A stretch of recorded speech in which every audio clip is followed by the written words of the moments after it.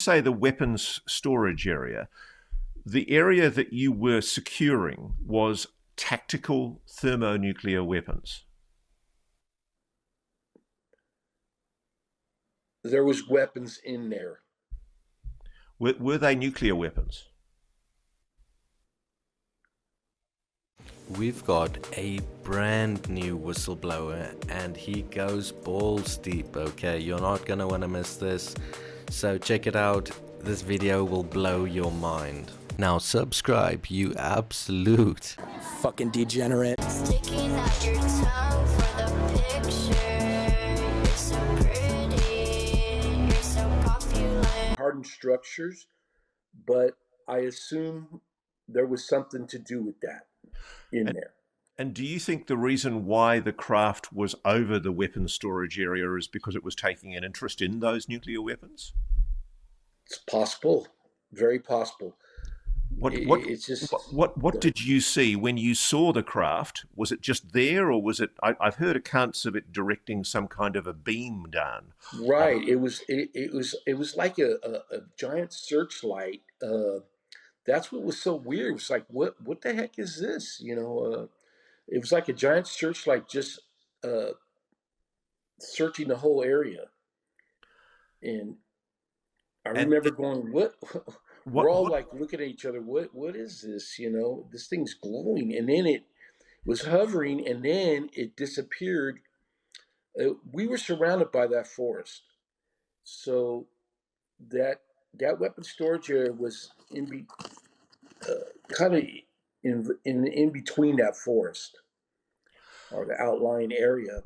So that's why I got involved, because this thing hovered and then it went into the forest area. We watched it hover to the treetops and all the alarms went off. So they dispatched a few of us out there to investigate. I just happened to be one of them that went out there. I think this is a really good story from a first-hand whistleblower, and we've been promised first-hand whistleblowers for the longest time. So we finally got some. I hope we get some fucking generals into Congress under House of Oversight and put under oath, and then we can finally be getting some real truth, some real knowledge about what the US government knows about motherfucking aliens, right? You obviously believe strongly that Larry and Steve are telling the truth about what they saw. 100%, no doubt at all. I've spent 8 years with Larry, and I've seen what he's had to go through, and the way he's been treated is really disgusting from a human rights issue. If we look at that alone, that's completely wrong, the way he's been treated. He was the whistleblower in this, to come forward and try and tell the world about these incidents and then be treated like that is part of the reason I got involved as well. Can I say Now, one Steve, thing, Ross? I know you're doing Yeah, this sure. show. Can I one thing here to my, because I God bless you, sir. I don't know. It's a hard thing to get this thing in your head after 45 years of this crap. Well, if I may just say, and I don't want to give the exciting film away, Dion, but I'm going to do it. There's a lot in that film. It's a human thing, but I am the only one, and the guy below my little head there, Steve, is a brother. We went through the training. He is a stand-up guy. He's an ex-law enforcement guy. He has more cred than a couple of names you've mentioned already. And no offense to you, but you're looking at the guy here, and perhaps it had to happen. For this movie to go forward, I took and passed a top-tier polygraph, and I remain the only person in the whole. The guy below me don't need to do one. Okay, so who the fuck brags about passing a polygraph? Like what? Everyone knows that those things are not substantial. They have so many flaws. You cannot base any sort of truth based on polygraphs. It's only a thing to scare people who don't know about how polygraphs work. But I think Peniston, Burroughs, Halt, some researchers out there about agendas and all need to take one. They've been offered to and they've declined. And I've passed 6 VSAs. So I'm either a CIA agent and have paid people to say they were with me. It's so crazy, the subject. But thank you. Yeah, this is where I get confused though, because Yes. as I understand it, Peniston Burrows and Cabansag had their incident with the craft in the forest on the evening of the 26th into the 27th. Okay. That's an earlier evening, and there's no account that they give. They actually take issue with the claim that they were in the forest into seeing the craft on a later occasion. What's going on here? What do you mean? What's going on? Well, I mean, on your You're account, talking about the timeline of events, I assume. yeah, That's- I'm trying to get a clear timeline because there's an inconsistency here. You've got Peniston, John Burrows, and Cabansag testifying that they went into the forest and saw the craft, including the account that Peniston gives of the craft sitting in the clearing with the hieroglyphics on the side. And that was Okay. on the evening of the 26th into the 27th of Okay. December 1980. On your account, there's a second sighting of a craft in the forest. Okay. That's not the 26th to 27th. Are you clear that by the time this object's seen over your weapons storage area, the earlier incident with Peniston and Burrows has already occurred? My recollection is it's exact. That's the reason why I was dispatched out there. But I was out there a second time when Colonel Holt was out there, and that's when Larry was out there. When I can tell you that Holt was out there. I remember the radiation readings. No, okay, but just so you say that you were out a second time. Yeah. What was the first time that you were deployed into the forest in response to something that Peniston and Burrows and Cabansag were involved in? Was that on the evening of the 26th, 27th? Do you recall with any detail when that was? You know what? I cannot tell you the exact date. All I remember is I was out there when they were out there because of all those alarms going off at the weapons storage area. Right. Because, I mean, I'm not trying to trip you up. I'm not trying to play games with either of you, but it's just people have pointed to all of these inconsistencies because Peniston and Burrows have, I think, called you liars because Nope. they That's say... not true. Yeah. That's not true. Well, Can I back you up as on I that? understand it, they take issue with the claim that Larry was in the forest with them. Okay. Let's back up. That is not true. That is a false statement because Pennington told me to my face. Let me tell you something. Pennington and Burroughs, they called me several times in the recent years. But let me back this up.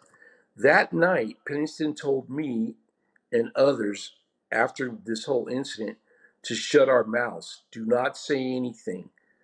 I believe that's well documented that he did do that. I might even be in his book. I don't know.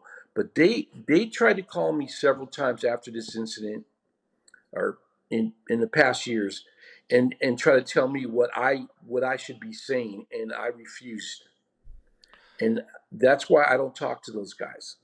I would personally love to hear all of your opinions and thoughts on this guy. Is he full of shit? Do you think there's some validity to what he is saying? I don't know, but I trust Ross somewhat and his vetting process, so we'll see what happens of this. And you know that I will be keeping you up to date with all the best shit UFO related, so make sure you subscribe, notifications on, like, comment, share, anywhere.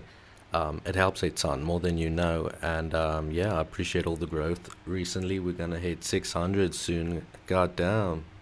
To say that Larry wasn't there is a total false statement because I remember I kind of make a joke of it because we were just peons. We were brand new airmen, and we were told to go get these lidars. And I remember him being there doing that. So, And I've never said I've touched any crafts or anything like that. I'm just telling you what I remember.